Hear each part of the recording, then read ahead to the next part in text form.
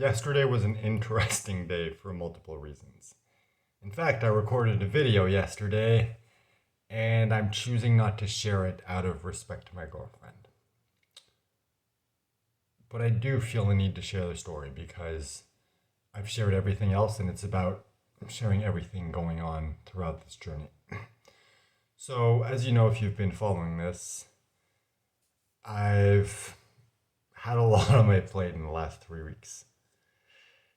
Stage 4 cancer, doctor telling me you're gonna die in 60 days if you do nothing, and all that crap. Along with immigration. Because now that I can no longer travel, one of my main focuses is bringing my girlfriend here. So she can be with me, so I can, because it's difficult going through this, and it's gonna be so much easier if she's here. And it's been a lot of work the last 3 weeks, just doing all the research, talking to a bunch of different people, calling immigration, calling different embassies, calling travel agencies, sending emails, waiting for people to respond, reaching out when they don't. It's just like so much work, never ending work, hoops that I keep having to jump through, getting bounced around from one place to the next. And, finally, yesterday morning, I got the last piece of information we were missing. And I was like, all right, cool. I texted my girlfriend and I'm like, all right, this is the plan I suggest. Let's do this, and this. What do you think? And an hour went by and she just responded no. Now, in retrospect, and even at the time, I still knew, she didn't mean anything by it. Turns out she was busy during her exam. That's why she just said no. That's why she wasn't able to respond. Personally, I would have preferred, sorry, I'm busy. I'll respond later. But, whatever. However, in the moment, after all those weeks of doing all that work, combined with the pressure and the stress and the facing death and everything to do with cancer and the new diet and everything, it was just like, I've done all this fucking work and we finally have everything we need. And you just say no? It just felt like a slap to the face. It felt like all that work had been for nothing. Like I'd been putting in all this effort and she didn't appreciate it. I know that wasn't real. I know that wasn't the case, but that's what it felt like. And I was in the mindset, like the last video I recorded, I was just ranting. I was swearing so much, I was like, fuck it. If the bitch wants to come here, she can swim here for all I care. That's the mindset I was in. I know it wasn't her fault. I know it's just, misunderstanding, just something that triggered me. And I think part of it kind of goes back to the whole thing with my parents from when I was young of, I didn't get the unconditional love that I needed and I deserved. So because of that, I developed the habit of, I need to buy love. I need to prove it. And it's like all the work that I've been doing. And then it's like, yeah, I don't give a fuck. That's the impression that I got, even though it wasn't true. And at the moment, I knew deep down it wasn't true. It's just like it hit me really hard because of my past trauma and shit like that. So, I did record a video rant of that yesterday. I'm choosing not to release it out of respect to my girlfriend. She doesn't deserve that. She didn't do anything wrong. It was just, misunderstanding. It's the distance, it's the texting, it's everything. And it's also the fact she's also under a lot of pressure. It's not like I'm the only one going through this.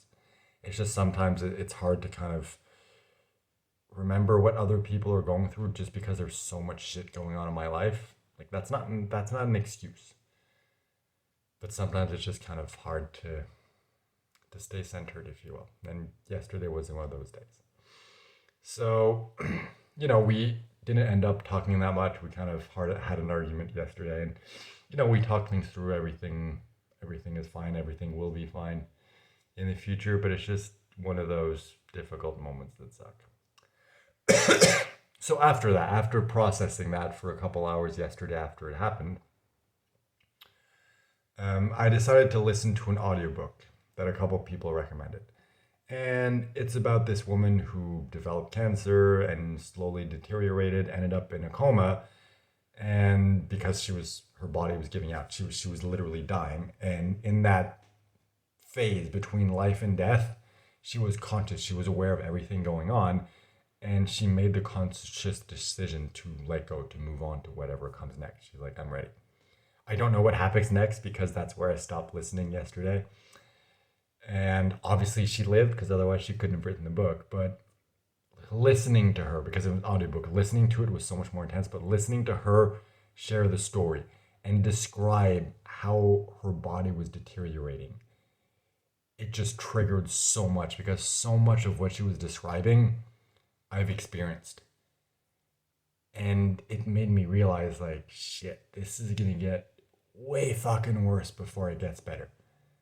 I'd been like so focused in the last 3 weeks of let's find a treatment, let's find a cure, let's adjust my diet, let's focus on immigration, let's do all these things. And it's like my days are busy. It's like let's raise as much money as I can because I know that everything's gonna cost a lot. So it's like I've been so busy lately. Like there was barely a day that I just relax, that I take to relax and take for myself. Not to say I'm working like 24/7, but just like every single day there was something. So it's really intense, and because of that, I haven't really taken the time to accept like this is like running a marathon. And I'm in the beginning of the marathon where you're running and you're like, this is easy. I can do this all day long. I can do this for weeks if I had to. And then 20, 30 kilometers further, you're like, I'm fucking dying. I can't do this. There's no way I can do it. And it's kind of, I lost track of that. I lost sight of that for a while because of everything going on. And listening to that yesterday just triggered me and made me realize, like, shit, this is going to get way fucking worse before it gets better. Like, it's going to be really intense. And not just for me. For me, for my girlfriend, for my family, for my friends, everyone who's close to me, who loves me, who I impact their life. And it's just having that realization, or not realization, because I already knew, but just having that reminder by seeing that other person's journey, it just made me like go like, holy shit. Like I knew it, but I didn't kind of fully assimilate it. And yesterday was just like, wow. So like everything with my girlfriend plus that, like yesterday was a really, really intense day. So yeah, that's kind of what I'm going through at the moment. And it's not a question of accepting and being like, well, it's gonna suck, it's gonna be horrible, and like, it's like maybe it's not gonna get that bad. But I need to be ready for that. I can't get to that point and not be prepared. I need to be positive. I need to do whatever I need to get better. But at the same time, I need to be prepared for whatever happens. I need to be prepared for the worst. Not to plan for it, but I need to be mentally prepared. That's really what that story drove home for me yesterday.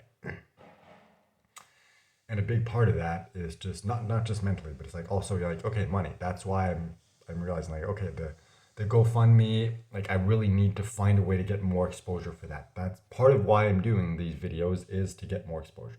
Main reason is just because it's therapeutic for me. I want to share this journey. I'm a storyteller. This is who I am. But another part of it is like, hey, if I if I can reach more people and enough people donate, it's like, I can focus all of my energy on healing. I can focus all my energy on this, on sharing my journey, on hopefully inspiring other people. If I don't have to worry with a job, because my job is about to start in 2 weeks, and once it starts, like I don't have time for anything else. Like I'll still continue recording these videos because it doesn't take that long. And I find that it's really important to share this.